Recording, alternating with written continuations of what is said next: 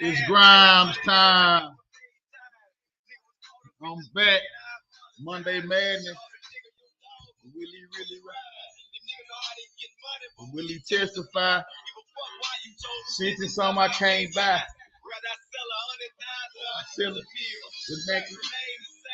I'm still real. 15 years. Well, I'm in here. Made me chill. And I don't know when God coming. That's my only fear. If I ain't fuck with you while I was here, like, share, subscribe.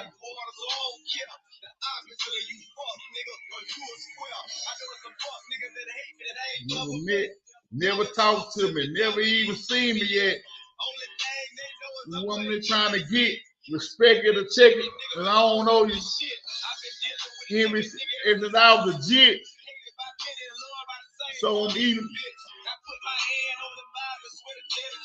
If you like to lie, this the wrong show to listen to, nigga.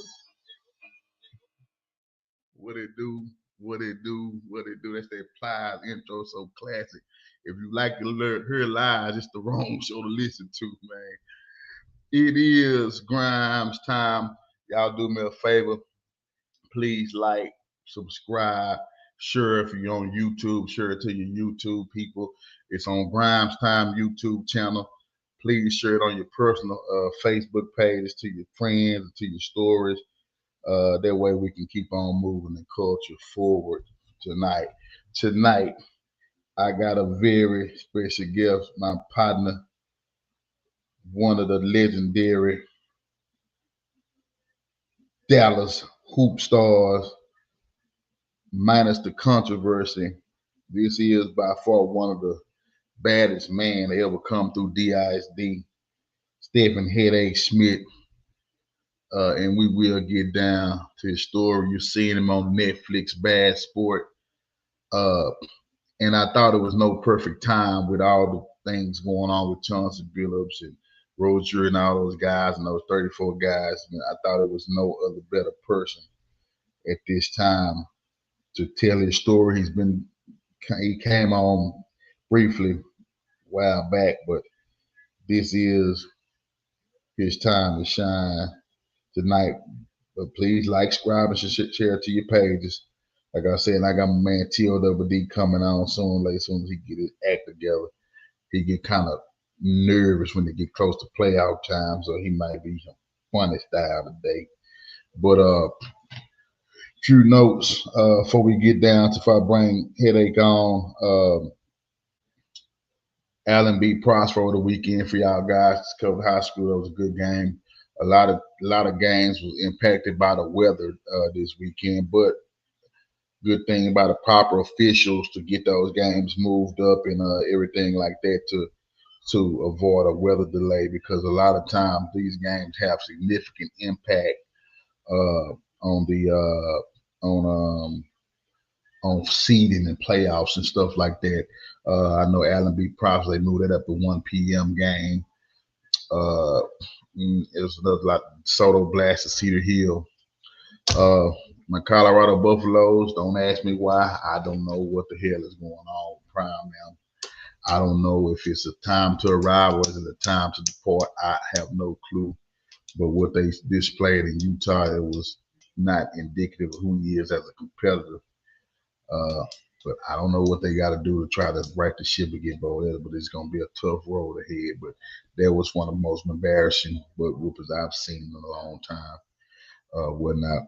For all y'all basketball guys, since we do got a basketball guy on here, November the 8th, You got my boy, the first look, Snoop Dogg, Snoop Johnson. He got a first look. He got some big time teams off in there going head to head. Kimball, Lancaster. I think he got a lot of teams going on the 8th. And there will be at Waxahachie High School, November the 8th. Snoop Johnson, you know what I'm saying? He has his event November the 8th. So y'all get a first look at some of the top dogs, top teams, and matchups going on and whatnot. So that's that on November the 8th. There are some games of the week. You got a big district showdown between Dallas, Carter, and Lincoln for the district title. That'll have a significant impact on seeding and how to place those teams, especially with Kimball. You got Den Geyer and Louisville playing for the district title, I think 6A in that district. And then you got a rivalry, Wild Heat. And then I think you got Midlothian and Red Oak, all those rivalry games going on at the end of the season. But so there should be some more exciting football going on this weekend as well. Without further ado, I want to bring my guest on, Stephen Hedake Smith. Turn your mic on. There he is. My man, hit your mute button. There it is. There you go, man. My man, Hedake Smith. I want to say appreciate you for pulling up on me today. Yes, sir. And getting the book. Is that T-O-double-D? Oh, wait a minute. We got the legend on here. T-O-double-D. I told you today when I talked, I said, hey, man, Eton and told me some stories about you. I said, man, I got to be on with T-O-double-D, man. What's up with it, Coach? O-double-D. I wasn't quite sure, Hedake, if he would come on because he get willy-nilly around. I think they got like one more game left. Am I right about it? It's one more game, and then did that 2 more games. So when they get closer, there, you know, they get the walking on the edge, they get nerves, they get the honing in, man. Coach Todd, Coach Todd, can I ask you a question? What's up? I ain't never came outside. I know your principal, Dr. Willie Fred, my partner. When you make it to the state, I promise you, I'll be quiet. I won't be like Grimes. Can I just be on the sideline, me and my wife? I just want to be over there just for a little bit, just chilling. Hey, I got you, man. And tell Byron, man, keep them stories in the vault, man. Yes, sir. That's League in East. See, that's y'all on the League in East Dallas Pleasant Grove. TLWD, we got Stephen Smith on. I know you probably heard the story. I want you to chime in and weigh in on some of the stuff. And part of it is we're gonna get in his story, but I like, you know, with the allegations going on with the league, with Chauncey Billups and the other 34 guys and everything, it's a lot going on in the sports world. You know what I'm saying? First of all, Hedake, tell the people who you are, what high school, where you're from, so the people that don't know who you are, I never heard of you. I'm from Dallas. I went to Spruce. I went to Spruce High School.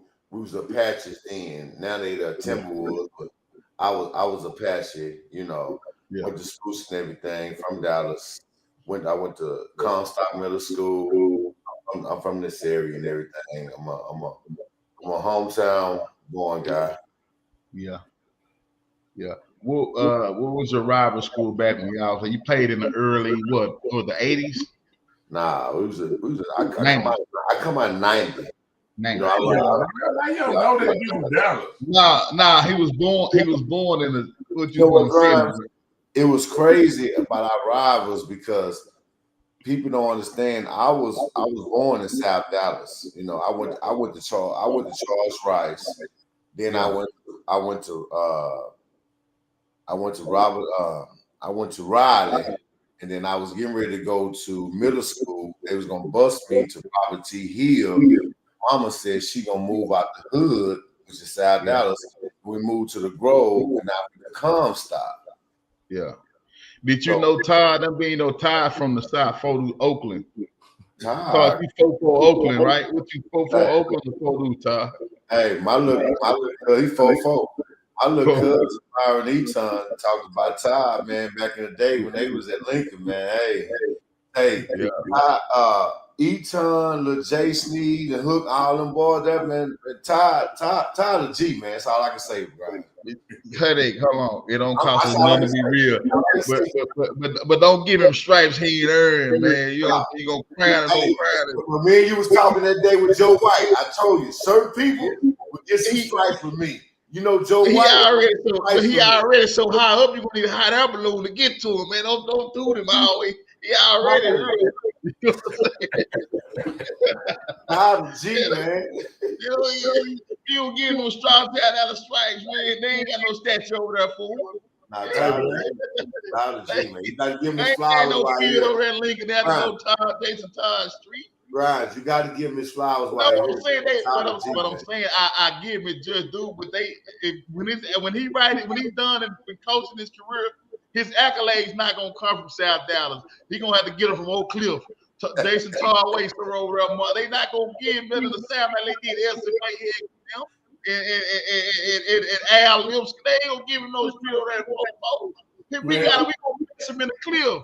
We might give him a little statue. He might be the first dude to get a statue. Be win 2 or 3 Right. What Todd and did, listen, they buried my mama had her funeral up the street in Marseilles, that church. What Todd and did at Stop, I'm gonna get his flowers early, man. Cold guy. And that's one thing about I always tell people when you're on a different level and you ain't no hater, you got the Todd, I'll give you your flowers, but you're a bad boy, man. I ain't gonna lie to you. I ain't mean to say the word boy. My bad, Todd. You're a bad man. You cold. 1-800 flowers to go, man. I've been around some good people, man. Yes, sir. That's a good dude. Yes, hey, not only just you, I want to give them the samples. Hey, it's a whole bunch of y'all out there that's did their thing. Like what's my OG? My OG just retired from soccer and everything. Maze. It's a lot of people that came through, and I never got the mic to give it to them. Man, they deserve their flowers, man. Yeah, you know for what I'm saying? Yeah. I was one of them guys. I was like a Charles Barkley guy. I always got close, got knocked out by Kimber every time. Yeah. But it was certain schools I never lost to. If y'all want to know, we won't get on that level, but we ain't gonna go there yet. But just being real with it though, it's certain people that deserve their flowers, man, because they did a hell of a job in DISD, and I know, they time expired and everything, and that's the realest part about being who you are. You got to always pay it forward. Right. KK on her, his spruce guy. What I was about to say, how was your career at Spruce? You was sure heavily recruited, highly sought after. Y'all didn't go deep. How far did y'all make it? Did y'all make a run for state, or y'all didn't really have nothing to time out, Grimes. Don't say we didn't go deep. Every year we made it to Waco. Every year I was right there. My senior year, I was one game away from state when I lost to Kimber in 1990, and that was their first year they won it. Gotcha. Yes, sir. I was always you was a one-man wrecking crew show at Spruce, right? Huh? You was a one-man show pretty much. You were the deal that No, sir. I'll be lying if I said that. No, sir. You ain't gonna give me the outside. No, sir. Right. Let me tell you a true story. You know how they saw me? They came to Spruce to see Eichmo. Okay. And they saw me.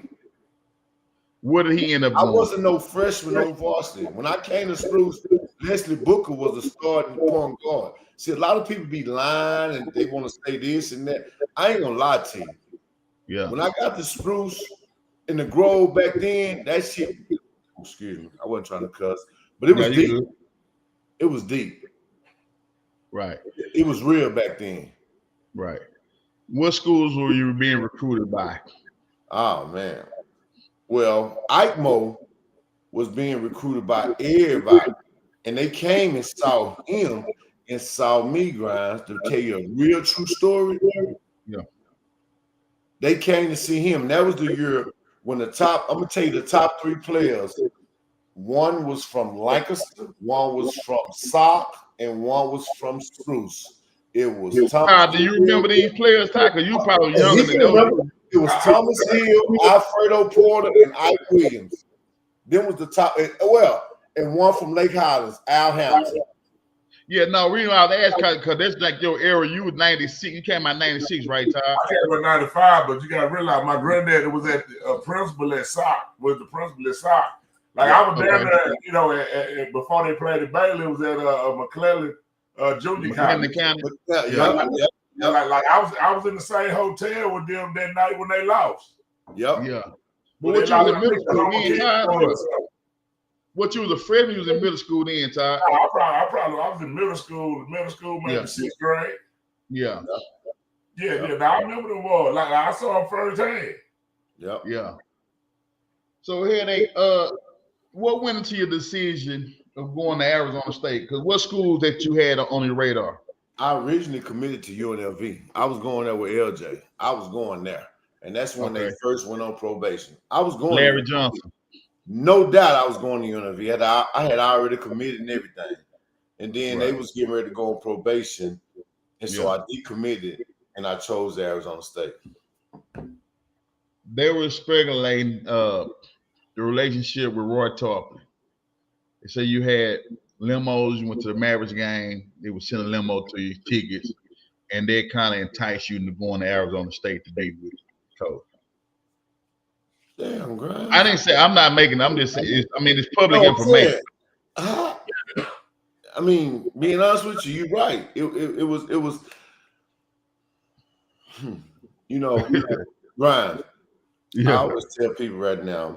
You know, we was talking to one person. I was like, man, I'm the reason y'all getting this NIL right now. Right. Being honest with you, yes, sir. That was part of it. It was something like that going on. Yeah. Because Bill Frieda had just left, and that was the biggest question. He left Michigan in the middle of the Final Four, and then they end up winning the national championship. So, yes, sir. Hey, you own it, Grimes. You did your research. Yeah. I would just because a kid out of Pleasant Grove going to Spruce, that was big. Roy Tarpley and them, and who was it? Ron Harper. Derek Harper and them here, and getting picked up by limo. Tickets game. So it was enticing to go to, that, and then I don't know anything about money doesn't mean exchange. That's way 20, 30 years ago. Oh, yeah. So they went into your decision and you end up committing to Arizona State. You committed in 1990? 1990. Yes, sir. You get to Arizona State your first year. How was your career freshman year? Was you starting? No, I wasn't starting. I got a lot of time. It was mediocre. I started a couple of games. It was mediocre. It was kind of like a high school situation. I didn't get involved. I wasn't on varsity my freshman year, but my sophomore year got some time. My freshman year, I wasn't starting. I got some quality time. We made it to the NCAA tournament. It was. I saw. But at that time, you were what? You were listed as 6'2". What was your real height? Like 5'10", 5'9"? How old were you then? Man, I'm 5'10" and a half right now, man. That shit overrated, man. Nah, that height I don't even get involved in that. Tyler, you remember when he enrolled at Arizona State? Do you remember that? Yeah, man. I remember with that whole Ike Mo, all them. Where did Ike Mo go? I heard it. Where did he go to college? New Mexico. Yeah, New Mexico. Ike Mo was the realest. Ike Mo was the realest. I ain't gonna even lie to you. Ike Mo was the realest. Is he still around today? Because I don't really know him. He's still around. Okay. Yeah, he's still around. Ike Mo, he's Omega. Ike Mo come out of South Dallas. Ike Mo was the one. He had the stands packed. We played Hutch back in the day. That PC Cobb. It was standing room on. We used to play Samuel, Sock. It was Lincoln just broke the record, when Byron come through. But Lincoln didn't have nothing back when y'all was coming up, right? They ain't had nothing in your era. Lincoln wasn't good at basketball in the early 90s, right? I ain't gonna say that. They won state. That was the year with Bacon. Bacon, but I'm the one who beat Lincoln in the Coca-Cola tournament. I just want to say that because Lincoln won state my senior year. in 90. Yeah. They had Willie Black, Larry Thomas. Them was all my partners I went to Charles Rice with. Yeah. They had Because I'm trying to because I don't know. Like I wasn't here in the '90s, but I'm trying to bring people up to speed that may not know. Like in the early '90s, what were some of the top players that you seen, Ty, or you know, had that you heard that ring a bell? Man, one of the coldest guards was at Fort Worth Triple Tech, Kevin Smith, and then you had them boys at Samuel, then you had them boys at Kimball. Who came out of Samuel? Ty, you remember them cats? Yeah, you had Samuel, you had Isaac Clark, and then you had Willie Mundine. They was good. At Kimball, you had Vincent Rowlett, Chad Chad Melton. Yeah. Keelan Haley and all them, Jason Walton. But you were the top point guard to come out in the '90s era. You were the top point guard in the DFW Metroplex, right? Grimes, you ain't finna get me caught up in all that. No, I'm not. I'm asking because I don't know. But did they have you ready at the top to come out? I'm saying you might say some other player, but I'm saying when people say one of the top guards in the country, right? You know what I'm saying? I don't know how big they were on rankings. Yeah, Jimmy King. He played on East. Okay, I nice guards around here. He went to Michigan. Jimmy King from Fab Five. We was the first team from Texas to win a national championship on the summer league. Hello. Gotcha. Okay, gotcha. I say that. So you at Arizona State your freshman year. What'd you say, TLWD? So you at Arizona State your freshman year. You had a playing time. Sophomore year campaign. How did you do?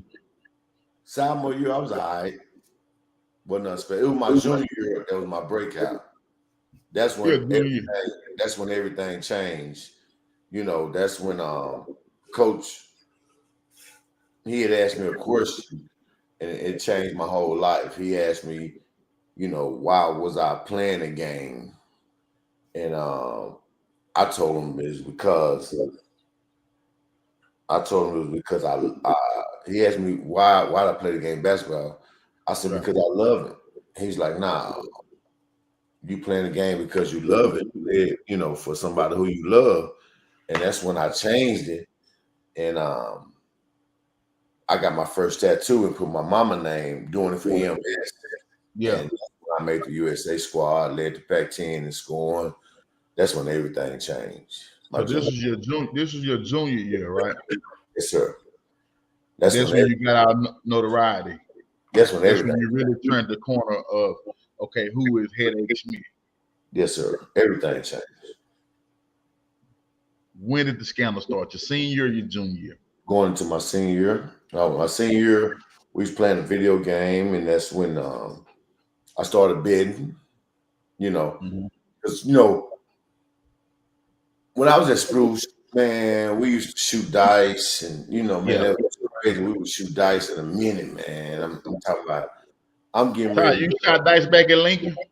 Nah, I wasn't really no dice shooter, man. That shit was too serious for me.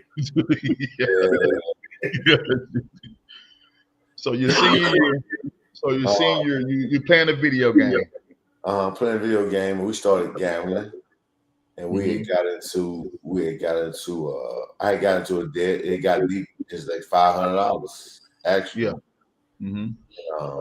Cowboys was coming to town to play the Cardinals. Yeah. And he wanted to bet on that game, so I bet him. But this the hook. He said, "Give me the spread," and I didn't know what a spread was back then. Right. When he explained to me what the spread was, it was points. And when he told me about the points, I locked into the points, and that's when I realized, damn, the same guy I met my freshman year, damn, he the bookie, he the campus bookie. Is this Benny Sealman or Yes, Lou sir. Yes, sir. Joe Galliano, he one of the coolest players of all time. He doing a move right now. That's my guy. Me and him still talk. And that's what I'm curious about the relationship now. What it is. Joe, people don't understand. Joe was different. They had his name. He was mafia. He wasn't. Joe Galliano. Joe was a great guy. He was just into the stock market. He was young back then, had money, but He they had made the him capital. out to be. Yes, sir. Yeah. Joe wasn't what they made him out to be. That's still my partner right to this day. And he getting ready to do a movie back called No Grave. So you meet the Benny Sim guy. You're not met Benny Sim guy when you playing a video game, right? Or you saying that he the one who introduced you to the spread? He told you about the spread on the Cowboys game. Was introduced you to the betting as a whole. Exactly. Me So and you him, playing a video game with Benny or somebody else? no, with Benny. Okay, gotcha. Mm-hmm. And so you lost the bet, right? Yes, sir. Okay. How did it translate over to the basketball court then? Because Because what happened was, Jay Grimes, I got in a hole gambling between the video games, and he yeah. allowed me to bet on some games. So I What y'all got had back then? Tecmo Ball? What y'all had? Atari? What y'all was gambling on? Headache? Madden Atari? 94. Oh man, okay, on Sega or Nintendo. What was the Sega back then? Yeah, Sega Genesis back then. Yes, sir. Yeah. Okay. Yes, sir. So you got in a hole. Yeah, I got in the hole, and then what happened was I started chasing, and so I started Chasing. betting on everything. And within 3 weeks, next thing you know, I was down like 10 grand.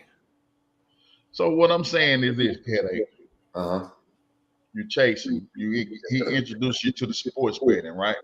Yes, sir. So you started betting on NFL games and all basketball of games. it.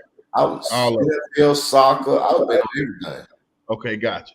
And he was kind of one of the guys. What he gave you credit. Credit. Bet He knew I had a win. chance to the league. Gave me credit, allowed me to, bet and everything. So I got loose with it. Yeah. Let me tell you the problem is, I should have just paid. Matter of fact, we're gonna build up to that. I ain't gonna even talk about what I should have did, but I got it. But you was building up, but you were like, okay, I'm gonna burn the. You was gonna burn it pretty much. I wanted that. Yeah, you was gonna burn him anyway, so you didn't give a damn what you bet. He wasn't gonna get paid no way, right? Mm-hmm. Gotcha. Then he came to me like, "Hey, listen, this is what we can do. Yeah, to get out of debt. We can wipe out that 10,000, and then you can make 20,000." So I'm like, "Wait a minute, how are we gonna do that?" He said, "We'll fix the game, but I'll choose the game." Yeah. I was like, "Wait a minute, we can win the game." He's like, "Yeah, you can win the game, but only by so many points." Right. Listen to this. I'm 53 now. I was 22 then. Listen to me. You can win the game. That's all I want to hear. You can win the game. I wasn't educated then. All I knew about was shooting dice and play cards. Because I'm finna go somewhere with this. I'm finna break something down. Okay. So when you say you can win the game, okay, I'm locked in. When you say the numbers, wait a minute. My mama been working Southwestern Bell, moved up to AT&T for $30,000, and I can make that in this amount of time. Yeah. Okay, gotcha.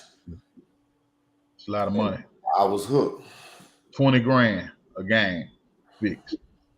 You didn't know what they had expected, what they was betting nothing about. You just knew, hey, if you win the game and stayed up like this, you can do it. Jay Grimes, and this is what I want you to understand. I'm not proud about what I did. Yeah. Some things I had to go through in that situation, but I did what I did. A lot of people be in denial. I'm not in denial. Right. Because what I did back then has came to the front to where now I'm allowed to go around, travel around the country to tell I'm the reason why these young cats even getting paid now. Right. But so at the time doing that thing, how many games was it? Or can you just how many games total? Because if they saying 1, 2, was it more games? Or 5? How many you say? 5. 5 games. Yes, sir. One game in particular, which I think it kind of took everything to the spiral. The Washington game, is that fair to say? That was the last game. Game. First game, I broke the Pac-10 record against Brent Berry and them, I scored 10. I broke the record with 10 threes, 39 points. So most of the games that you were let, it were 20,000 a game that you was guaranteed, correct? Then it doubled. Did it double or it stayed at 20 the whole time? Stayed. That last game, I was gonna get more. Okay. So with those games, and I know a lot of people don't. I know spreads and stuff like that. Mm-hmm. Were you supposed to cover the spread or not cover the spread? How many games were you supposed to cover the spread, and which ones were you not supposed to cover the spread? No, it was a points. They was gonna tell me how many points to win by. Yeah, that's what I'm saying. So not go past the spread, and they would give you a number lower than what it really was, so you don't. So if you get close to that threshold, it'll still win regardless.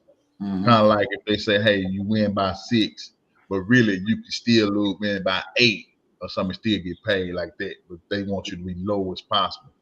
Yep. So there was a game UW, right? You were point shaving first half, right? Right. Coach comes in. If anybody's FBI is watching this game, because I guess there was a large amount of wagering on this particular game. That's when everybody. That's when the ship started to sink. Everybody knew what had happened. He came right to me, started cussing and this and that, fussing. In my mind, it was over. Yeah, it was over. So he said, anybody point shaving, they here. I went out the second half, did my thing, we won. But so you said, fuck it, man. I gotta go on win. I wasn't finna mess up my career. Yeah. But I didn't know who all was involved in the game. But you being the point guard, you're the general, you control out of it. You needed help. So you brought Isaac Burden in. You still talk to him today? I mean, I've talked to him on social media a little bit and everything. That's my boy and everything. See, this is the thing about it, Grimes. One thing about it, I don't even, when I go speak and everything, I don't never mention his name.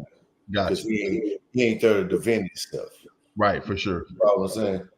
Yeah. I mean, that's my boy, Isaac Burden. Love him to death. Him, got a couple other players I still talk to. I don't never mention them. I take it all. Yeah, for sure. To the heart. You follow what I'm saying? Right. So after the Washington game, things started to spiral. That was the last game of the season? Yeah. No, it wasn't the last game of the season, but it was close to the end. When did you withdraw? You withdrew.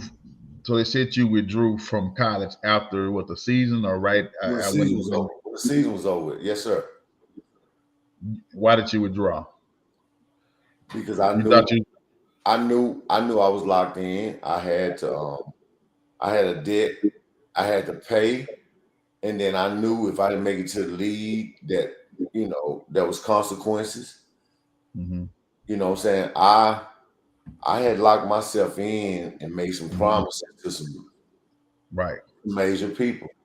Right. And I was the only child. It was just me and my mama. I didn't want nobody else getting involved. I didn't want to put my mama involved in that. So my goal was to make it to the league. Right. You know what I'm saying? So I started doing what I had to do to try to get to the league, because I didn't want to jeopardize nobody else. So you was trying to get out of debt best way possible because of the severity of what was going on behind the scenes, and we don't have to go deep into it. Did you ever get out of the debt? Yes, sir. Yes, sir. When? Because the season over. How did you get out of debt? How I get out of debt? The guy that I owed the $75,000 to, I got sentenced to a year and a day. He got sentenced to, he got 5 years. He ended up having a heart attack. The main mafia guy that I owed, he had a heart attack and died. True story. So they cleared your debt. You didn't. Okay, gotcha. That's great. Yeah, that's deep. You was projected first round. Pick. Yes, sir. Top second. It took a turn with that. When did you know that you wouldn't get drafted? Because you got arrested before the draft, or you just never heard your name called? How did that? No, I knew. I knew after the draft. I didn't before the draft. I thought I still had a chance it was after the draft when I knew they was on. Because after the draft, that's when Cleveland called me and invited me to camp and everything. I went overseas and everything. But when I came back from overseas and I went to the CBA and I got called up with the Mavericks, I thought, man, I'm gonna beat this case. You know, they ain't gonna mess with me.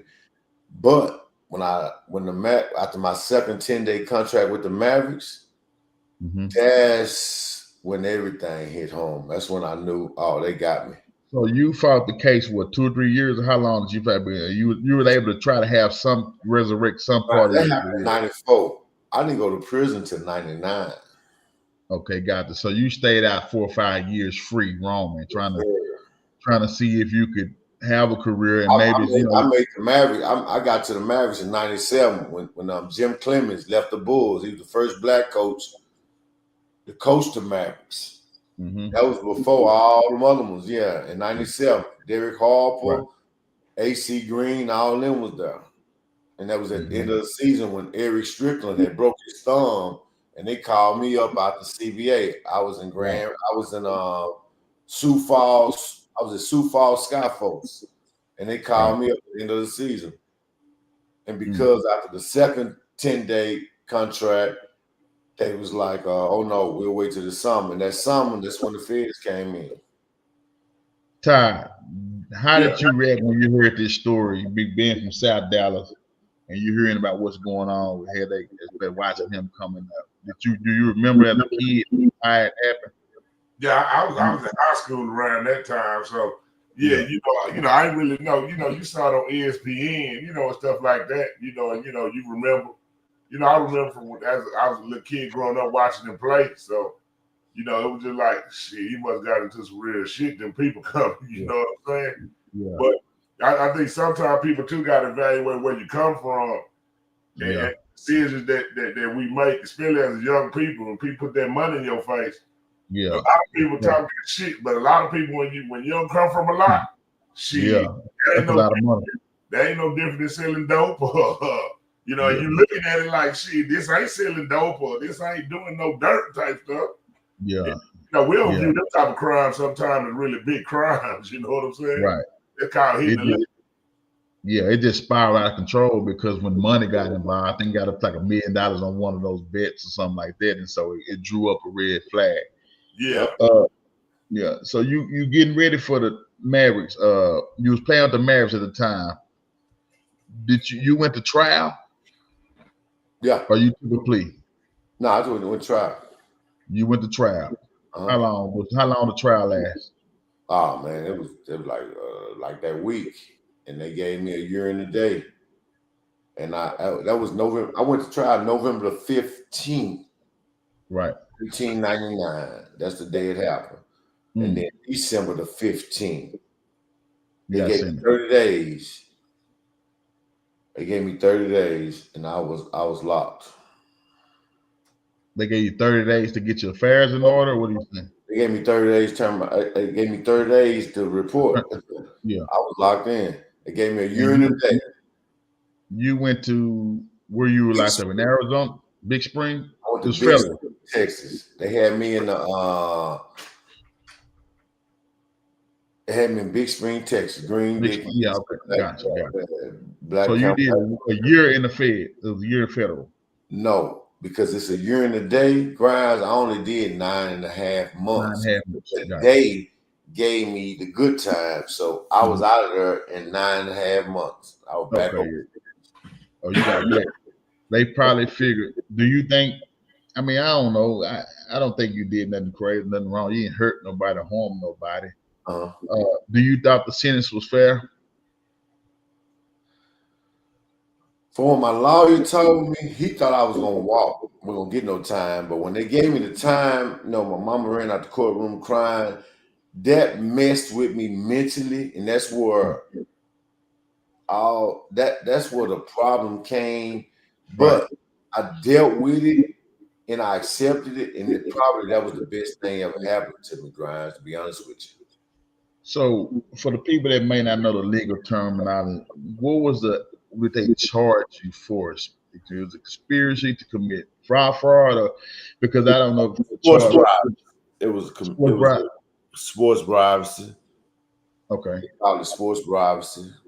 Okay. Mm-hmm. Gotcha. And you got a year for that. During the day. Year and a day. You end up doing 9 months. Got me 9.5 months. Okay. Because So it threw me off talking about, oh, you got a year and a day. I'm like, what that day for? That day is what curve it and give you that 9.5 months. Gotcha. Makes sense. Makes sense. Yeah. So you do the 9.5 months. Mm-hmm. You still feel like you like that. You still can hoop. Did you get out and try to still pursue your career? Oh, you don't know? Google me, nigga. I was overseas doing my thing. I'm just talking. I'm just messing around with you. Yeah. Overseas. Yeah, I was over in Russia, France, and everything. Yes, sir. And you was able to make a little money with over there, right? Yes, sir. I was blessed. But the NBA was far fetched in between. After that, you wasn't probably gonna happen again. Wasn't gonna happen. It wasn't gonna happen. You was banned. Were you banned? That's why when that happened the other day, that's why TMZ, CNN, everybody was calling me. Okay. You showed me that. I was before time. Before time. Yeah, that's what I was telling people. Why everybody getting the NIL, what I went through. I was before time. Right. Speaking of the time with the stuff going on with Chauncey Billups and all those guys and allegations and poker information on games like that, what they trying to say Leslie Chauncey may have gave some game.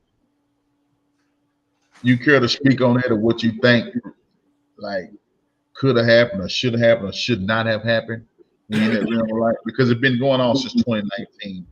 I mean, the thing is, Grimes is just like, man, all I can say, I don't have nothing negative to say about nobody or this and that. Right. You know, with that, all I can say is, man, I want all athletes to be educated. That's from Todd, top players that he got, because he got a lot of D1 players. I just want these young athletes to get educated. Listen to me. Let me tell you why I say educated. Because we from the hood, we think gambling, shooting dice, playing cards. But education on gambling is different, because somebody can ask you a question. Somebody can say, hey, man, what's up with that player? What's up with this and that? And they can take that and manipulate you to place $100,000 bet. And we don't understand that, because we from the hood. We thinking you don't understand it. We ain't say nothing. We ain't do nothing. That's where the education part come in. Right. That's you why think it's just a normal conversation, but really they fishing and lobbying for inside information because for their own agenda to profit. Because Grimes, a lot of us are in the blue. We don't really understand. Yeah. And that's what I do. That's why I travel around the world right now. But I will say, I don't know if it necessarily applies to you because you knew what was going on at the time. But I'm saying, like now, with so many opportunities to bet on things from prop bets and spreads and stuff like that, and the significant impact of what an injury like LeBron or somebody sitting out can impact on the game, can have, impact and have. So, I mean, I get it. That information should be kept in-house anyway for as injuries and stuff like that. But then too,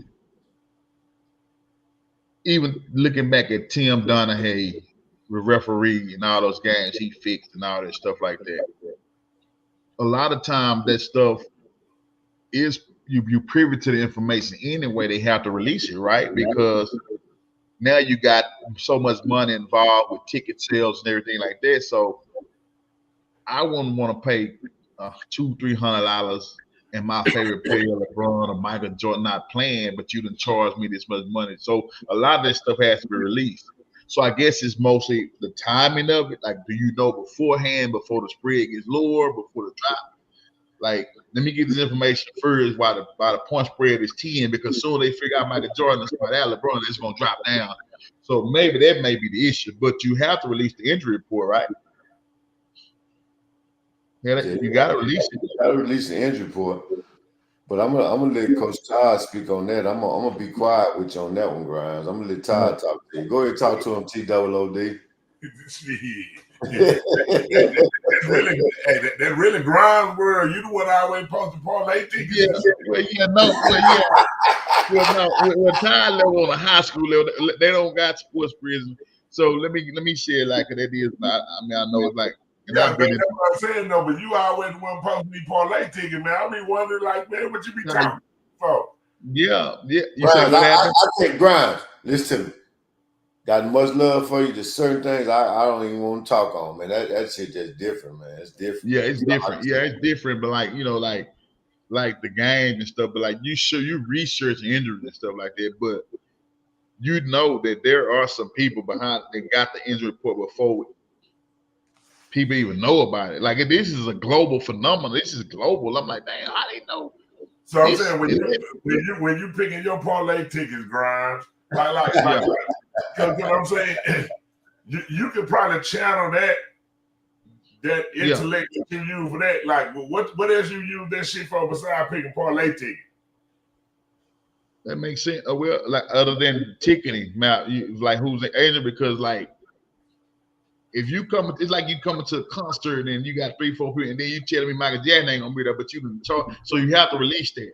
You done made me I pay know, this. but I'm asking you when you hitting on your parlay ticket, like what science or what logic do you use to go into making your selections? You got a point. Okay. What happened? You've been a lot, Grimes. What method are you? Y'all gonna see them folks up like they gonna think I'm cheating. I lose too. I lose too. I lose a lot. But no, this is the logic that goes into this. And I've seen this stuff and doing it for so long. Like damn near every game has some kind of fix to it or rig. Because like if you're in depth, like you look at the totals of games, and then it didn't got bro, I break it down to like first half and second half. Sometimes you be looking like this first half total. This how they manage the game. Like, damn, this is 115 total. Then this ref don't call this foul, then they call this foul to get the total. And then if you listen close to some of the commentators, they doing the same thing too. They'll tell you, oh, this is interesting for some people. They already know what the spread stuff is. The refs know what the totals is. The players know the spread game. So every game is fixed. And a lot of times, so what you saying? You're a conspiracy theorist, like the pyramids and all that going to the fucking moon and all that shit. Like, no. No, what I'm saying is this. He just said some deep shit, Todd. He just said some deep shit. He don't even realize it. You just said what I'm saying is this here. There are sharks, there's boogie, there's people use algorithm, they use a lot of different stuff, numbers and stuff to where like they do use pace of play for a team. They average, it gets down to like how many possessions are in the game, what this team made. They put all that stuff in a conglomerate system, and then they shoot you out of numbers. Even at that number, they say, okay, well, it's gonna be close to this. But then when you add the other elements and factors to a game, like, okay, well, this person he might be a mule, he might be shaved in this game. This person might not, he might bet on the under himself. A referee crew might have, okay, this crew here been leaning under. A lot of their games been under, so go under on this game. You know what I'm saying? Like, this nigga ain't finna throw this flag. This person ain't like, it's a lot go into it. And see, so everybody finna get arrested then, goddamn. Yeah, everybody should. Like everybody could pop like the game fixed. You see what I'm saying? Like man, listen, Till, it's been going on. You know games and referee, like, man, that shit is way deeper. But it's like it's so much, it's hard to get everybody down. But see, the problem with it, like, it's shaving in every game. People think they watching just a game of action and all, but you really watching shit really rigged, and everybody got hands in it. So the problem with everything is this: it's when the money gets one-sided on a certain game. That's when it goes off a red flag, because Grimes, you can get you making this shit hard, because I just told TOOD I want to get on the sideline for a state game, And now, man, God damn, man. They ain't got no spreads on that. They ain't got no spreads on that game. Team ain't got nothing on that game. You good, shit. Yeah, you good. Yeah, it ain't like you can include me. I got all access pass. I'm good. You good, man. I got the dead word out there, man. Hey man, I like my kids to see real life shit and not be hearing like real shit, man. Like without like the game way more. You know what I'm saying? Nah, for sure. Nah, you gonna get it like, but now, like I say, but people be thinking they be watching the game on fair. No games are fair. No games are equal. See, like you into this though, Brian. Like you speak to intellect. Like this probably the best you talk is about goddamn gambling. Well, no, I'm just already speaking on it. Like, you know what? I just bought a book the other day. Like, you need to go buy a book or something, man.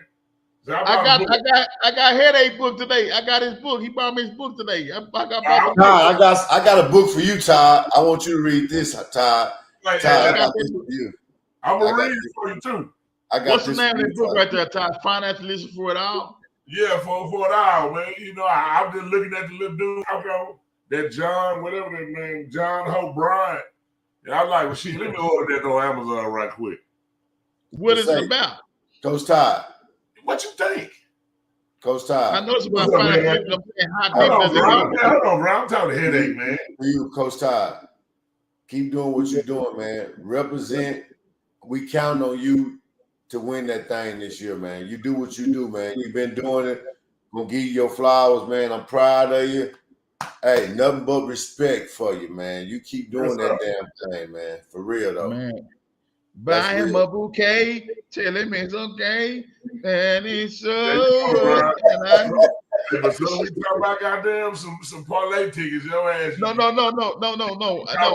deserve soccer piece or something. No, you deserve your flowers. I'm just saying. Yeah, do you play poker? Do you gamble, Todd? Do you play poker, cards, or something like that?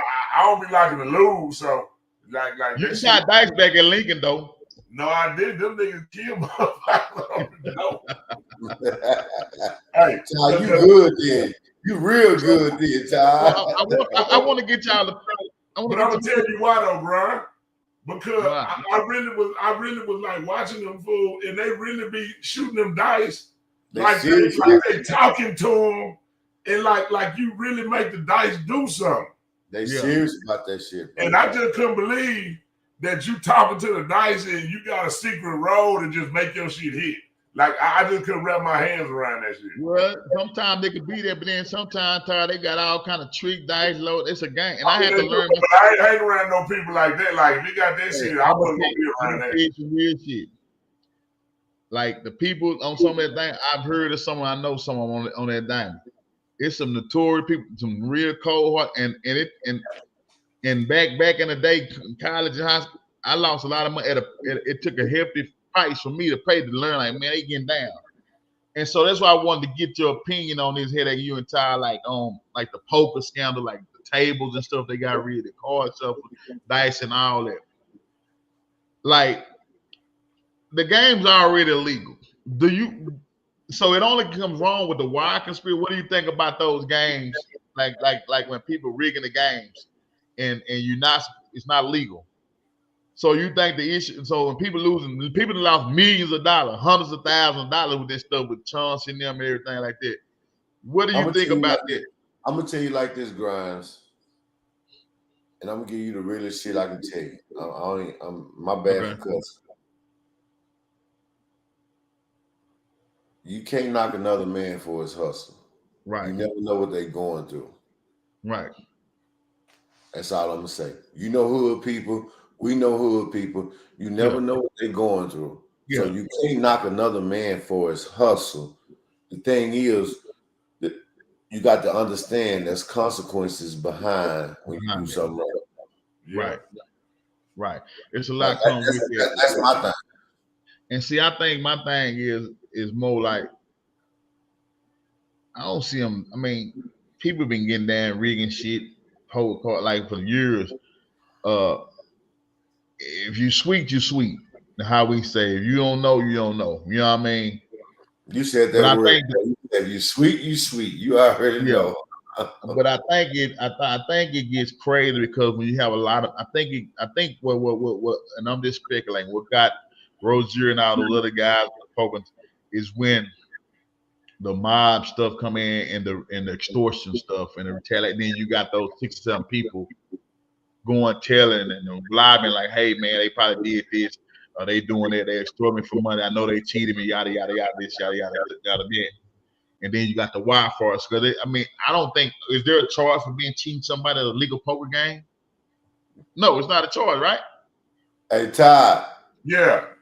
He did it again. He did it last week with D-Rob and Bam. I told him, I said, man, I won't talk shit about no mob. Hey, look, he Oh did it again. No. I'm not talking about no. I'm not talking about no mob stuff. Listen for an understanding, Hedake. Don't listen to reply. You missed what I'm saying. What I said is, I'm asking about the charge. Oh, there's not a charge for a legal poker game, right? If somebody getting down the car, it's not a charge, right?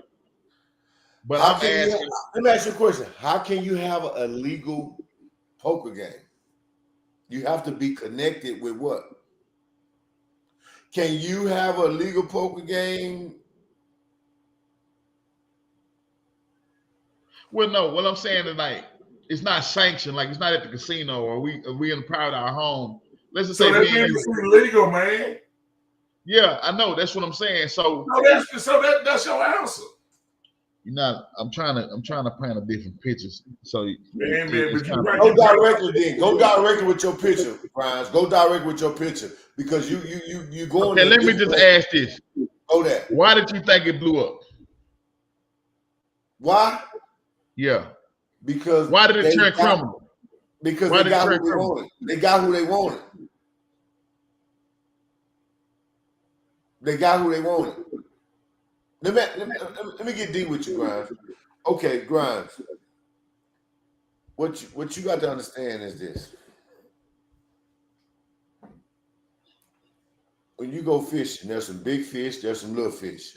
Right. When you get the little fish, what do you do as a player? You throw the little fish back. Yeah. Because you want the big fish. You want the big fish. You finally got the big fish. This subject we talking about to begin with the G, it ain't going nowhere. It's different levels to this shit. Right, for sure. They got to the level they was looking for. This shit didn't happen overnight.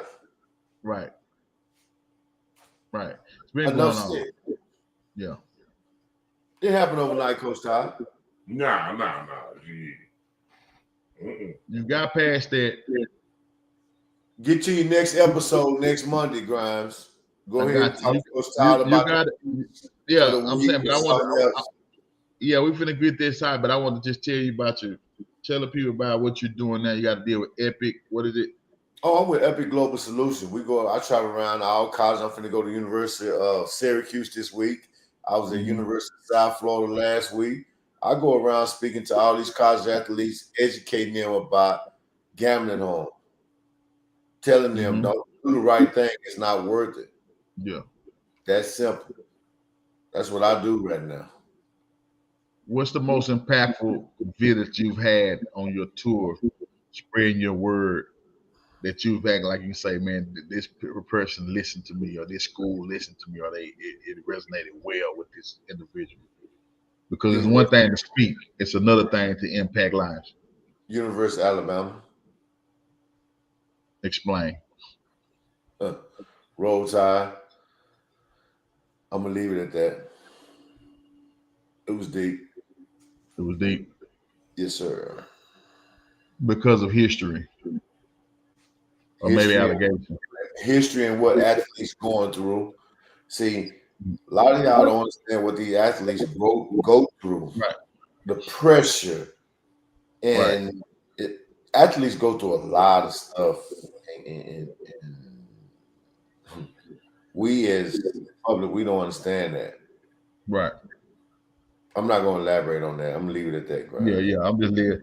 And so I'm just glad Todd at the high school level, because I think if he at the college level, I think he would be easily enticed. You know what I'm saying? Huh?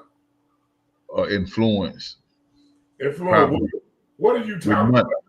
You coming from South Dallas, like you said. But didn't I the grind? See, you got to stop though. Like I did come from South Dallas, but you But got to stop. you was still spoon. You was still spoon I guy, wouldn't man. say I wouldn't say it was spoon, but what I'm saying, well, I did come from an educated family and a Right. successful family. So, but all my family come from South Dallas too, though. But at the same time, I myself had the choice to either do this or do this, and it comes to choice. But like during this time too, what you talking about? Remember, I said I was sitting in the courtroom when Gary Evans got sentenced. So that left an impression on my life. And what Hedake said, the first time he got his sentence, he heard his mama cry. She ran out. I never wanted my mama to experience that because I heard how their mama sounded when they got sentenced. So it was a deterrent for me that I wasn't gonna get involved. You know, you said what player? You said Gary Evans? Yeah, Gary Evans. With the 1990, the scandal.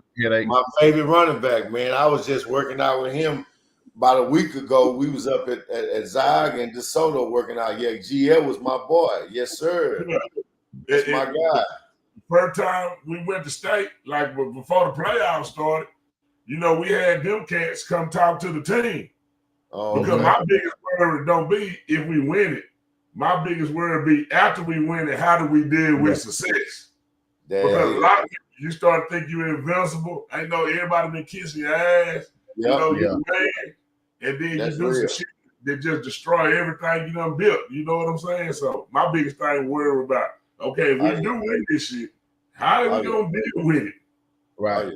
Yeah, GL was my guy. Because it can happen, man. Because like I say, you know, we was talking about back when I was in high school, like we had people like a couple players in crime, robbery, like and you done threw your whole career away, and you D1, you 1 or 2 months to the next level, and you done done some shit under peer pressure, or you just at the wrong place at the wrong time, and there it is. You know what I'm saying? You done threw your whole future. You make a choice. You make a decision. And sometimes I'm gonna leave you with something. You know what the biggest question is? What is your why? That's what I asked him right now. What is your why? My why? Because I want to make a difference. I want to work on my legacy because I know I made a mistake in life. Right. I'm leaping every day. Leap, LEAP, living every day, anticipating progress. Right. And I use my name. No, hold on. Time out. I got the mic. Okay, and I use my name, Hedake, as my everyday life. Heal every day and keep evolving. Mm-hmm. Do you think you have healed and you've overcome what you've done in the past, or you still grappling with it, trying to right your wrong? Because man, you asked the question, I stop so that he can answer. I know. I'm asking something. I'm asking 2 parts to it.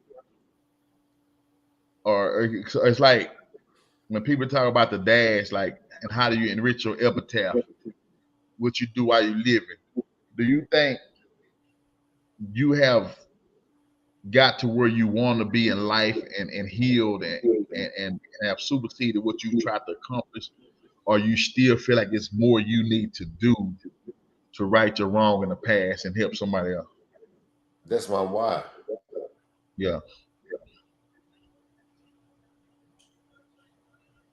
I'm where I'm supposed to be, Grimes. Mm-hmm.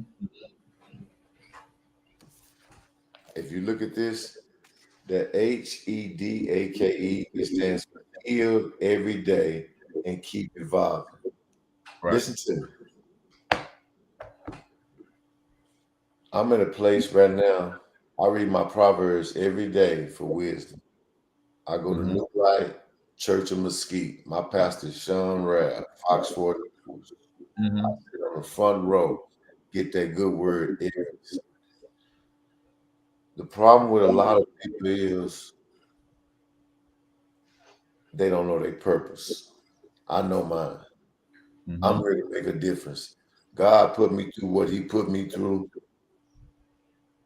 so I can use my testimony Mm-hmm. for these youngsters. That's why I'm able, like I'm finna leave in a couple of days going to Syracuse to speak to them.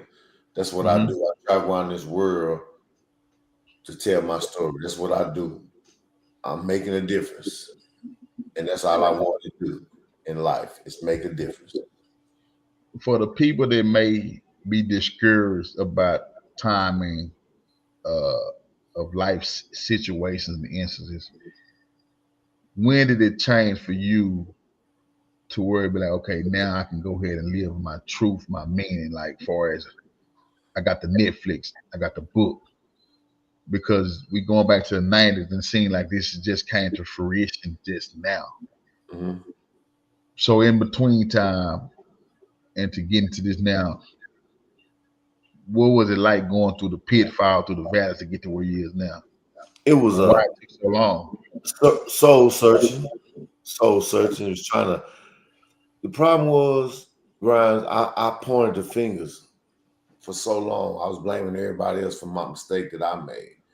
And when I held myself accountable, Mm-hmm. and I asked God to show me the way, and I developed that relationship with Him, it opened up doors like never before.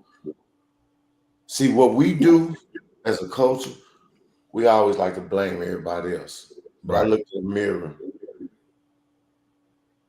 and I held myself accountable for the mistake I made because then nobody forced me to point shade. Mm-hmm. The And money enticed you. you better believe it. And that's And why so,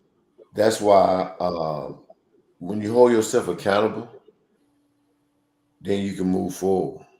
See, a lot of people be in denial. That's what's wrong with us today. We're in denial. mm-hmm. I ain't in denial at all, Grimes. That's why I pulled up on you today. Yeah. Did what I did, It's Yeah. what it is. You want to talk about it? Let's go and get it out there, bro. Yeah. I'm good. I'm at peace. How did the Netflix documentary come about? Who reached out? Did they reach out to you after so They reached long? out to me 3 different times. Oh, okay. We had to negotiate everything. Okay, gotcha. And Yes, you sir. finally came to terms like, okay, let me tell my story. Let's get there. Whatever they're gonna do for me, let's go. There it is. My wife told me that story ain't going nowhere. Yeah. I'll tell your story, baby. Yeah. So I And do did. you feel like that has helped you launch like your epic, your tours and everything like that to where you need to be? It's like a Man, launching pad to get where you need to go. listen, McGrath. One thing about life, man, when you hold on to something, for so long and you finally leashed that and lit it out there, man, it helps you to excel, man. I'm Right. good. It's the best So thing I've done in my life. you can let your wings fly now because Oh, you for don't sure. not shame. You over it, you healed, and you use your testimony to help somebody else that may be in need. Yes, Especially sir. at times like now with this scandal that's came out, like you heard it with the Donahue, but he was a white guy. Now you Mhm. got some prominent figures like black, like Phillips and Rosa, people that know big fish now, and so now it's back in the light. You know what I'm saying? So And you the know what I do, culture, for? You know what I want to do? well, I want to pray that they mentally okay, because I know what I went through, and it took right, me years to get over it. It right, just happened to them. I'm right, 53. I'm just not healing from what happened to me 30 years man, ago. See, that's the deep man. shit that people don't That's, understand. people don't It's understand. fresh with them. Yeah, I'm good. Because and it I'm was gonna tell 30 you years some. ago it happened to me. Yeah, yeah. This happened to And I'm, them. and So I'm gonna tell you that's some real why I shit. stay healed every day and Yeah, keep evolving. and I'm gonna tell you some real shit. I'm gonna tell you Go some ahead, real Ty. shit too. Hold on, Grimes. Ty want to say something on that. Yeah, because another big thing about that is, and what happened with Headache happened when he was as a kid. You 22, you a kid. Yeah, Now we looking at it from perspective. We talking about somebody that done made millions and millions of dollars worth. We I didn't want perceive to it use that part. I didn't want to use that part. yeah, Thank you, Ty. I didn't want to use that part because I ain't want no way out. yeah, like these grown men. So they could have either got themselves into something at an old age, Yeah. That is hard to get out of because you got family and shit. Like that. Right. That's the tough part because like a lot of times you're used to correcting a player, but now we talking about a coach, and we ain't just talking about a coach. We talking about a Hall of Fame player that was a head coach in the NBA, and if he can reach that high, to make somebody whether he guilty, or not, like how like that means he can touch anybody. Right. Todd, correct. What, Todd? I didn't text you, Todd. I ain't got your number, man. How you do that, Todd? Shit, man. It's a I hell of a listen. lesson. My thing is this, and I think about like what happened to me like years ago, like and like I said, I know one or two of the people, other 34 persons. Like you know what I'm saying? And I ain't gonna say that now, it's no big deal. But I think about not only we talking about people who made millions, but I empathize with the people that lost millions of dollars by a rig, and so because listen, I carry the pain like back when I was in college and high school, how people used to come to the school. I'm in Texas, we shoot dice, 3-card, and beating us out of our money. And then I learned later on that hey man, they got out. That pain never go away, but you be like, damn man, I didn't catch it. I know they was getting it. And so you look at shit different, and it changes your mindset. I'm saying, but you made a choice though. Well, I understand that, child, but it's like I made a choice at the time. Like we try to act like it's some loyalty amongst thieves. It ain't gonna be no loyalty. It's about hitting the lick. Yeah, it's no that, but it's like it's like one you thing. Just said earlier, see, then when you contradicted yourself. Earlier, you were talking about something was sweet. Well, hell, in Texas, you was sweet. Yeah, and I get it, and I would give you that. You know what I'm saying? Because like I say, I was sweet, and like and people know me. I didn't did some shit. I used to do 3-card, all that shit back in the day. But I had to stop. I look at the karma that comes with that. After you might beat somebody, people, but then you might have a flat tire or I got a question. You talking about karma? How you know hitting the lick on somebody wasn't that karma back for them? Right, I'm well there too. But what I'm saying is this here. What I was saying about the karma, I was just saying about empathizing with the people that lost the money. It could have been there too, but then I'm going another different level with it. What I'm saying is this: we don't know what they might open up because they may turn into violence. It may turn into retaliation. We don't know the magnitude of what these people have lost and how hurtful they have been, because sometimes when you lose money, people may be on the brink of suicide. People may be on the brink of wanting to kill somebody. Like, man, and now that it just came to light, we don't know what that pain did to those people to make them want to retaliate against those people that have came out in these allegations. So it could be more to this shit. You know what I'm saying? Because everything's out open, like Johnny Taylor said. You know what I'm saying? So we don't know. But at the end of the day, greed will get you. Yeah. It's greed. Like you trying to top something, or you go in the hole for this, you're gonna dig yourself out. So it's either greed or you trying to dig yourself out of something. So I'm saying, what's the difference when I go to a casino? I got to say something on that what Todd just said. You're exactly right, Todd. Greed is what gets you. But see, this the thing that we don't understand. Gambling is the #1 addiction in the world. Right. Yeah. It is. It's an addiction. And people ask this question. Rozier making, I hate to say his name, whatever, but he making $26 million. Why would he do this? Why would he do that? I don't understand. It's a feeling. Yeah. Free band gang, free money. And I was talking to an old school guy, and somebody was talking about so profound. I said, it's 2 or 3 things gonna happen when people have wealth and there's a lot of motion, a lot of money. People are gonna do drugs, people are gonna party, and people are gonna gamble, and people are gonna have sex. It's 3, 4 things gonna go on. No matter if you white, black, brown, blue, green, yellow. If you having any kind of money, any kind of motion, or any rim, you're gonna do 1 or 4 of those things. Nah, Man, bro, you gonna do that whether you poor. Yeah, I understand that. But Poor I'm people saying, party, dumb people party, poor people gonna have sex. Like so, like I don't live like that ain't about money. Like that, like no, that. I'm saying when you have that type of with the will like that, you gonna what for? Okay, let me ask you. What out of the four I named, what you indulge in, Todd? Which one you most likely to indulge in? Like what I was saying would be my biggest vice. Yeah. I ain't no gambler. So what was the other Okay. one? You do drugs?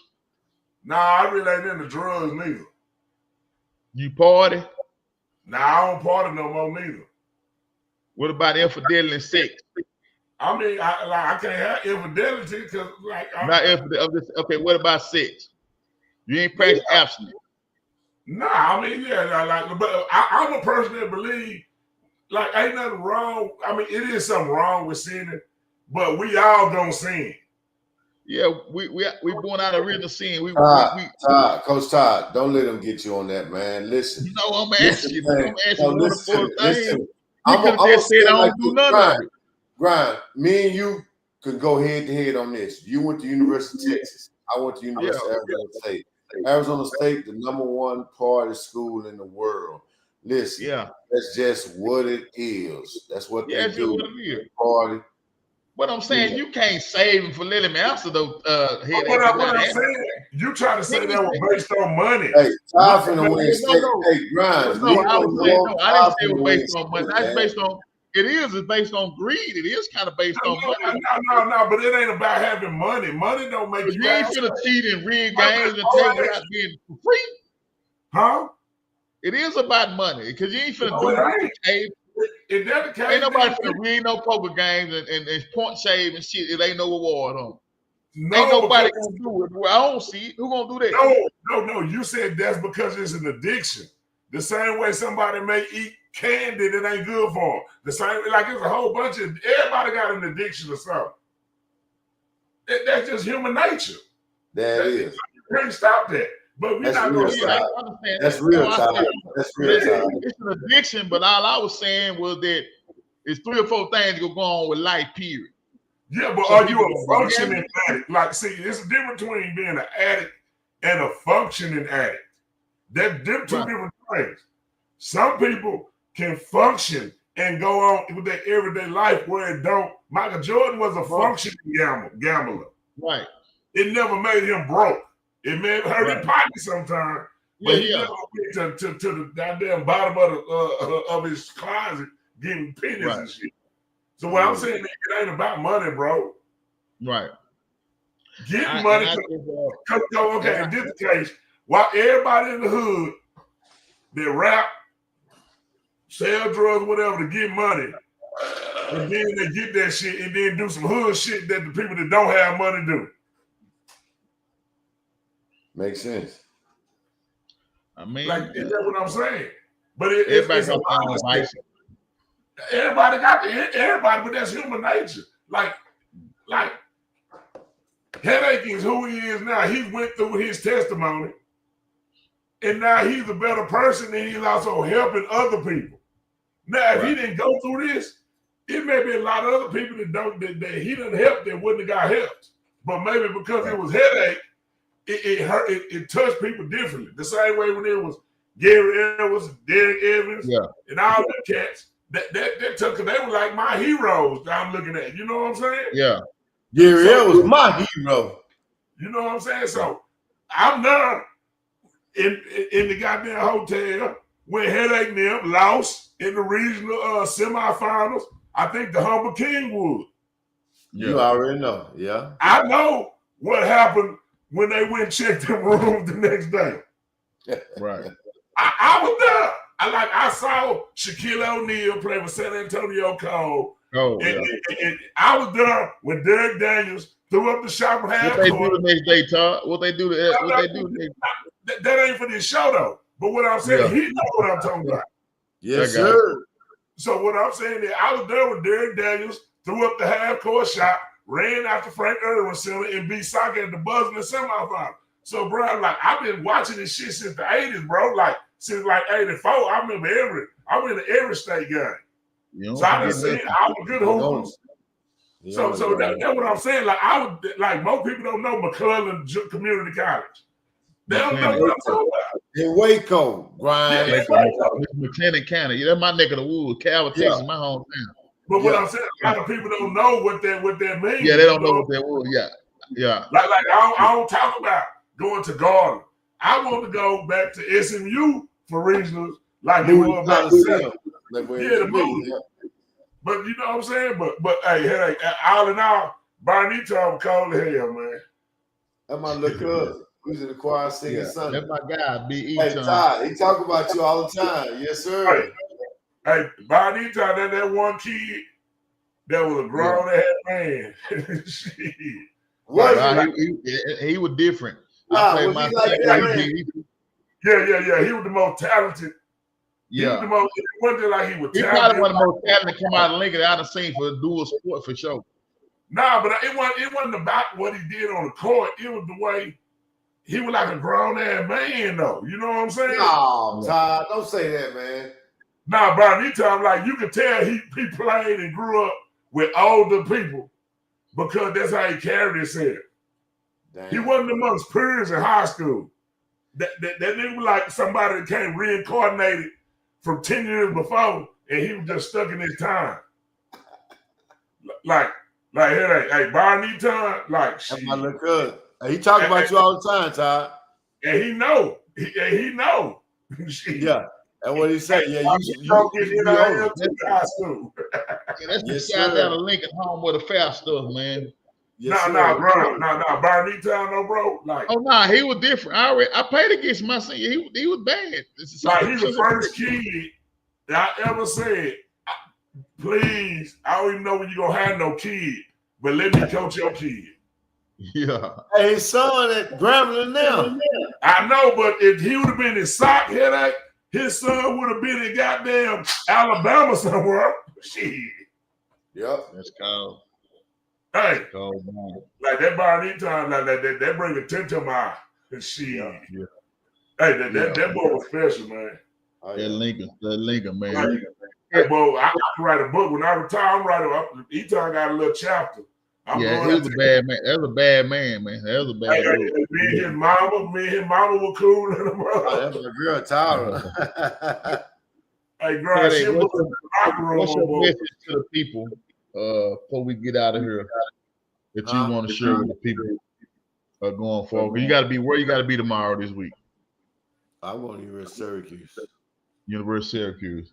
New York, yes, sir. What's your message for the people and future athletes that can be easily influenced and enticed by such scandals that's going on right now? What's your message to how to prevent that from happening in the near future?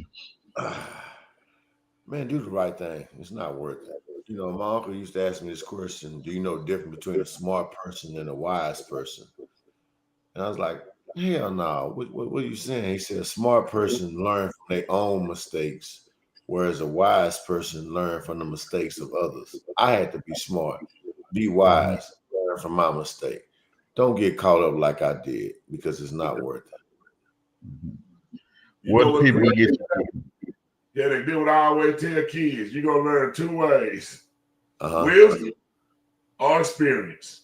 That's why I read Proverbs every day. I'm trying to get that wisdom. Sometimes experience is the best teacher. It gives you the lesson for the test. But the smart man to learn from wisdom, he ain't got to go through the bullshit. And I never say word to the wise because it's stupid people that need advice. See, man, we're not trying to play topic, man. Exactly. No, I'm not. No, I'm just saying. I'm just adding my thing to it. I'm gonna tell you something, man. Barnito, I'm back on Byron, man. Too. Yeah. Hey, like out about my 25 years ago, it been about a couple of kids that I probably coached that it was damn near like we were the same age. You know what I'm saying? Yeah. And Barnito was one of them too. The other one was Barnito and Christian Scott. They were like some older dudes, man. Yeah, Steve Scott there, my guy. So let me ask, why we talking about Biden before we get out of here? What could have done different? Because I think that kid should have been next level NBA pro in either sport. What did it go wrong? or what impacted him to where it just couldn't work out for him? Because I don't know the people don't because it's like some unsung. So like What him, you talking about? huh? With You who? talking about Eton? With Byron, Eton, yeah. Like to me personally, I After thought that Oklahoma State. Byron's biggest thing was if he stayed at 185. Yeah. Like in basketball, he need to stay in that 185 range. Like when he was a senior, he got up to like 220 something. But with Byron, how big he was, to me, I thought he was Maurice Claret if he played football. He was a running back, bro. He was a big time running back, dog. But he had been hooping so much, and that shit was just ingrained in him. It was like the community needed him to hoop for them to leave. You know what I'm saying? But I'm saying even Oklahoma State hooping at Oklahoma State, right? He got in shape toward the end already. Can I say it, Todd? Yeah. He should have went with Bob Huggins because he was a thug guard type person. Bob Huggins at West Virginia. He should have went to Oklahoma State. He should have went with Bob Huggins because he knew how to handle South Dallas type guys. Oh boy, Byron. People don't know this. Byron had 3 different coaches in 4 years. Yeah. He was the first McDonald All-American to go to Oklahoma State. And then he had a different coach every year up until to Travis Ford his senior year. Mm-hmm. Yeah. He dealt with the daddy, then the son, then another son or something. And then, It comes because see, with Byron got my first year teaching with Byron freshman year. So when Eton come out, I'm hearing through the streets from David Wells and everybody. They tell me, man, y'all got to. Like, it was damn near like on a lower level, like LeBron James coming to this motherfucker. So I'm like, man, okay. I'm like, okay, let me see this motherfucker. So they sitting like that. I got one trivia for you. I got one question I want to get. Hold on, man, you interrupt me, bro. Go ahead. So Byron didn't play football at first, because Lincoln, this was Boston would come back for their senior year. So one day they taught 7 of them taught Byron into coming to practice, bro. And so Byron would show up probably about practice been going on about 30 minutes, man. Byron walk out there eating a goddamn double cheeseburger from McDonald's. And Coach Sam like, where you been, Byron? Like, I was hungry, I went and got something to eat. So they sent Cole Bell in there, hey, go get Eton dressed. So I was down there with the varsity, but when Cole Bell came again, he said, Coach, this Eton kid can't play with these freshmen. He like, this shit different. So then he never come back again. He didn't play no more football that year. He came back in sophomore year, and I'm like, man, everybody be telling me the Eton clothes. I'm talking shit to him, like, man, you sorry for you ain't showing me nothing. But he gave me that look like, Coach, you'll see when the lights come on. And when the lights came on the first time, man, I was like, yeah, man, Eton been rocking out ever since. Oh, yeah? Yeah, like I was like, man, y'all done hyped him up, man. He trash, and I'm telling him he trash. I'm like, man, they been talking about you like you God or something. He was like, Carl, I don't do that practice shit. He said, wait till these lights come on. Yeah. Shit. After that, I was like, man, get everybody else out the way, man. Get Byron the ball, man. Shit, I'm rolling him. He was like Lil Vic out there in Southmore. That boy was special though, man. Damn. That's a good thing. Give me another one of them. Shit. Hedake, we're gonna get out of here, man. I appreciate you coming on. I appreciate the story. Tell the people where they can get your book from. Also on Amazon, man. They can get it on Amazon. You go on Amazon. It's listed as Hedake. Hedake. And your merchandise. Where you get your merch? You got sock colors on, man. So TOW get you made sure I get Brian, you got a t-shirt today. I'm gonna get TOWD. Get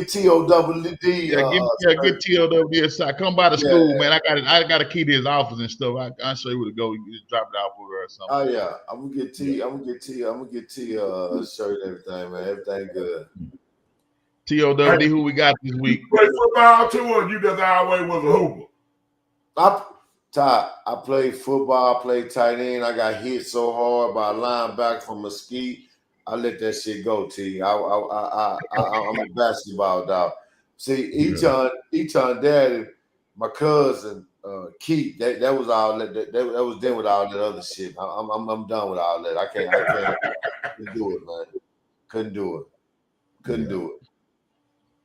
Good luck to you, Hedake. You know I'm a call away, man. You my guy. Appreciate you coming on. Oh yeah, man. TOWD. Who you got this week, man? Powder Puff. For your district, who you got this week for Powder Puff? We play Samuel, man. We play Samuel this week. But Samuel got a couple players though, man. I watch him on. Yeah, I think Samuel. I think it's gonna be my prop bet. Samuel score this week. Hey Todd, listen, Todd. Let me tell you something, man. You been showing out, man. I tried to get Grimes to call you when you did that to Spruce, man. You were wrong, Todd, man. You can't do me like that, man. Come on now, man. My best friend, man. Come on now. I call my boy too, and I like much respect, but like that would take it easy. Damn, Todd, you got hey, make sure I'm on the sideline. They ain't got nothing, man. On the sideline and stay, Todd. Just mess with you, man. I guarantee you're gonna be there because you know what? You know, even I'll be really pissed out about Carl because he don't really get the praise and accolades he needs from Dallas as a whole and from the district, though. You know what I'm saying? Like he was the first round. We'll talk off the records, but on November the 3rd, I'm going over there to speak at the school. You know, we got some camera coming in. We finna do something. We're trying to help them out, man. We're gonna be all right. Yeah, like Warren Sapp them talking about Carl, like he the one got them right. You know what I'm saying? Oh, what's his name, Todd? What's his name? Listen, Warren Sapp's daughter was just at USF. When I was at University of South Florida, we was all talking, me and Carl Jr. Because people don't know Carl Jr. was at Miami with K-Dub and Jesse. Yeah. And they don't even know he won the Bob Hope thing and everything. It's this cat here, man, old school. That's old school right there, Charles Temple, though. That's old school right there. Don't speak him up, man. He probably on that yak and gin right now, man. Let him Charles Temple, that's my OG for real. Now that's my guy. That Temple right there, he in my book. Listen to me. He full of shit. Let me tell you something. That Temple, that's my OG. He in my book. When we got evicted, I don't know about the Redbird Raiders, man. I don't know nothing about them. Redbird Raiders, that's the one who what's up, baby? Dallas. That's my OG, man. He gonna ride Redbird Raiders till he fall like he gonna get pulled off. That's my OG, man.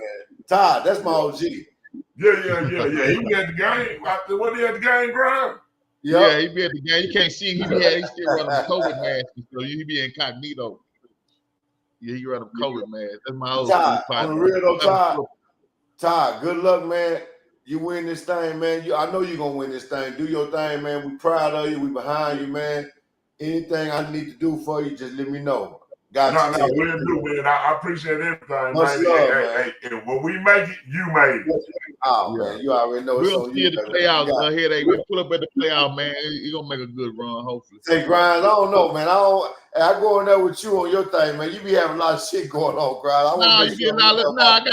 I got fanfare, man. I'm good. I don't have no, you know what? They take me 30 minutes, got a Walmart sometimes, man.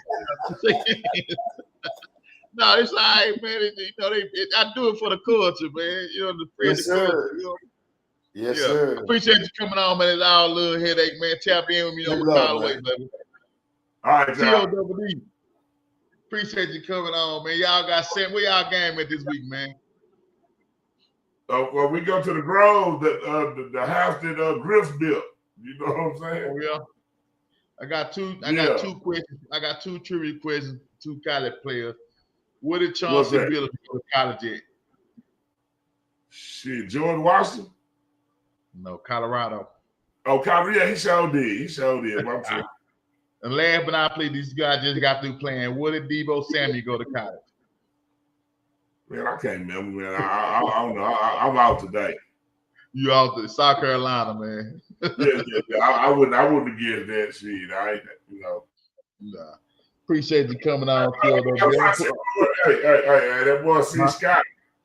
Hey, that boy was a grown ass man too. C. Scott was a bad boy. One of my young pups kind of Texas. C. Scott.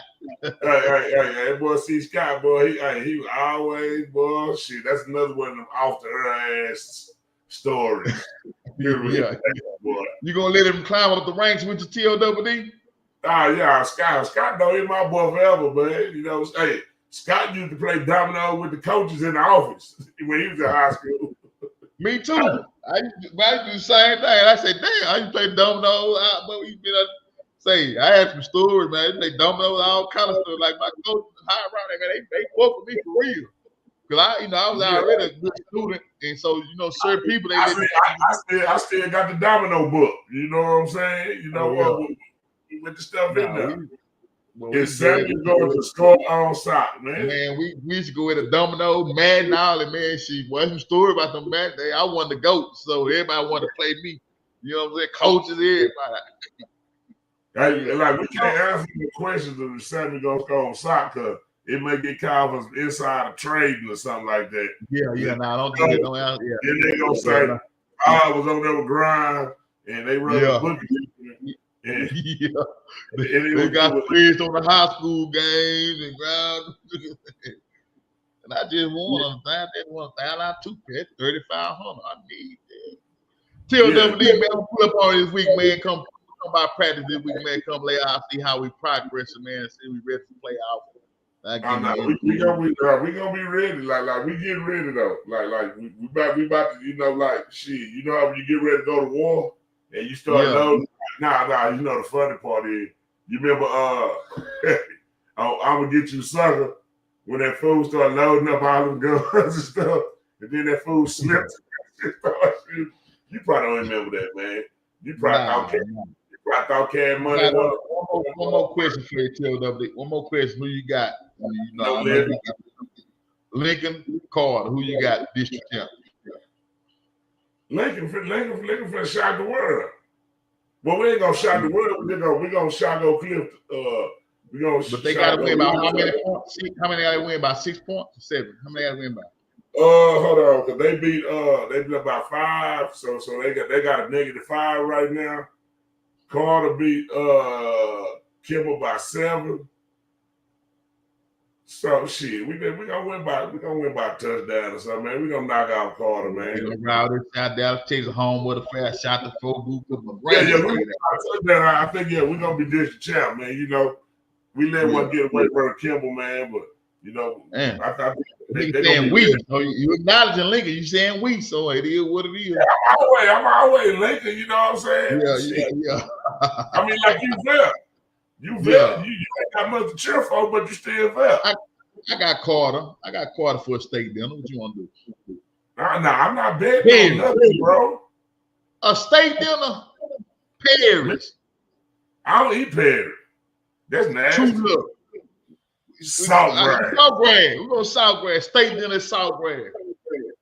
No, I'm not betting public. I'm just saying, when I win, I'm going to buy my own Southgrad. We like the TLW. Lincoln District champs come Friday, Saturday night. Y'all. You know who the funny dude though? Hey, when King K bro be on there talking about y'all eating y'all did microwave everybody down. Y'all old ladies ain't cooking, y'all eat hot pocket. No, straight up. He be killing me. I tell you, straight up. Y'all had some funny ass cats up there, fool. Yeah, it's a funny cat, man. I'm gonna tell you how I did do the other day, man. I go get some water to bill, right? He got, man, when you coming up here, grab me some weed. I go get him tenders, I go get it. You know, I'm thinking I'm gonna get paid for reimbursement. Man, it walk off on me till the other day. I said, okay, that's your donation to the school. Nah, he good. We like it. I was gonna bless him anyway. I ain't even want it, brother. But yeah. I know I gotta get that. But I be like when he be putting that talk about y'all eat microwave Jimmy Dean sausage. Yeah. Y'all nigga eat Jimmy Dean sausage and shit. Hey, boy, I be laughing like a bug, boy. Yeah, that kid game funny with that, but he classic with that, but he don't even know what he be doing. That shit. He really good. And then the nuke dude went to Bell too, man. Y'all got some comedians over there. They got the hell of niggas over there. Ryan Hart, man. Yeah. Ron Hart's funny too. Ron Hart say, I'll be glad when he leaves SOC. He resigned every 2 days. Man, Ron Hart ain't going. Hey, I'm telling you something about Ron Hart. Like shit, he handled that shit in the house though, bro. Yeah. Like Ron Hart, you know who he might have to mind you of? He reminds you of Day on Friday After Next. On Friday. Oh man. He be on their ass, boy. All right, boy. Yeah. Ron Hart be on it. Nah, that's good. I'm gonna let you get up out of TW. I gotta give me something to eat, man. If I get up out of here, I'm gonna come out practice this week, man. See what we looking like. Oh yeah, Appreciate you as I always love, man. I tap in with you this week, man. This is another segment of GrimesTime. I appreciate y'all coming in. You always know what smoke, maybe 5. Those real conversations was raw, it was rare. With the gambling and stuff going on, it's a serious matter when you get to talk about mob and mafia. And we don't want people to cross those lines, but I pray that they work out for everybody and people heal and overcome it. And I hope this stuff don't happen in the near future because it goes on whether we believe it or not, whether it's poker, whether it's sports, this stuff goes on all day, every day, in every sport you can think of, from soccer to hockey to basketball, it goes on. Appreciate y'all tuning in. For y'all that really rock with me, go just subscribe to my channel. Hit the channel on YouTube, man. Share it. Send a friend, tell a friend, tell a friend. I'll try to do this every Monday for the culture and the spread of awareness to get on here with my own people. And we can fraternize and we can agree or disagree and we can combat one another. Y'all enjoy y'all Monday night, man. And one love. GrimesTime. I'm out. Yes, Lord.